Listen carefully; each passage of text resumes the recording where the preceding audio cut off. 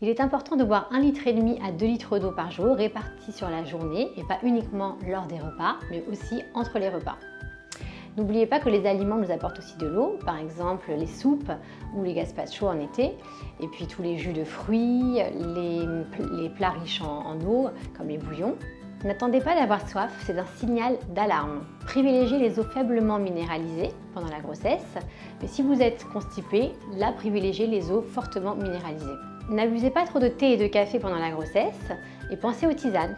Si vous ne ressentez pas la soif, ce que je recommande souvent, c'est de se mettre des petits rappels pour pouvoir boire tout au long de la journée, de prendre l'habitude d'aller à la fontaine à eau au travail, de mettre une petite bouteille d'eau sur le bureau, ou aussi de s'instaurer des rituels, comme par exemple un petit thé l'après-midi, une tisane le soir, ou de partir avec un mug dans sa voiture.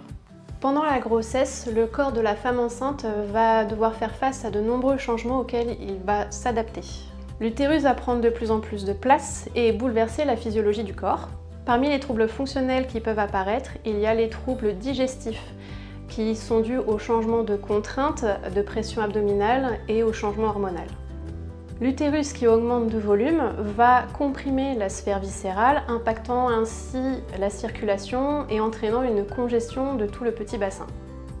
Il y a un terrain hormonal chez la femme enceinte qui va entraîner un ralentissement du péristaltisme intestinal et donc une stase. Il faut savoir qu'au cours de la journée, notre corps va accumuler beaucoup de toxines qui, si elles ne sont pas drainées, vont être stockées dans les muscles, les organes, les articulations. Elles vont polluer l'organisme et des muscles pollués sont des muscles qui sont raides et qui se tendent. Deux muscles sont particulièrement sensibles à ce phénomène, le psoas qui va coulisser au niveau du bassin et les trapèzes qui s'étalent sur les épaules. Il faut avoir en tête l'image d'une éponge humide qui va être souple contre une éponge sèche qui, si on la tord, va s'effriter. Un manque d'hydratation sera facteur de blocage articulaire et un manque d'hydratation sera aussi facteur de problèmes digestifs, dont la constipation. Parmi les réponses que l'on peut apporter, il y a l'ostéopathie. Elle va participer au maintien de l'équilibre corporel global et à l'adaptation finalement de cette nouvelle physiologie de la femme enceinte. Il faut faire attention à certaines postures, en particulier au quotidien, lorsque l'on va aux toilettes à la selle. Attention à ne pas pousser et à être assise avec un marchepied pour libérer le transit plus facilement et relâcher toutes les pressions abdominales et sphinctériennes. Ne prenez pas de laxatifs systématiquement, surtout sans avoir exploré les pistes alimentaires. Si la constipation est persistante, vous pouvez avoir recours à des médecines douces, comme par exemple l'acupuncture.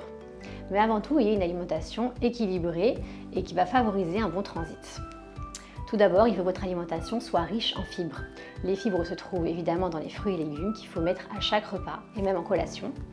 Mais elles se trouvent aussi dans les céréales complètes. Il faut donc privilégier le pain complet, le pain au son, le pain de seigle, les pains avec des graines. Et il faut également privilégier les féculents complets ou encore les légumineuses, très intéressantes et très riches en fibres. Pensez par exemple aux lentilles, aux pois chiches et mélangez-les même avec d'autres féculents. Ayez-les dans votre alimentation au quotidien. Pensez également aux flocons d'avoine, par exemple dans des granolas, en petit déjeuner ou en collation. Les fibres sont bien sûr présentes dans les fruits, surtout dans le kiwi, la prune, mais aussi pensez aux fruits secs comme la date, le pruneau. Et parfois trouver des petites astuces qui vont vous aider vous-même, par exemple un pruneau à jeun avec un verre d'eau ou un verre de jus de pruneau.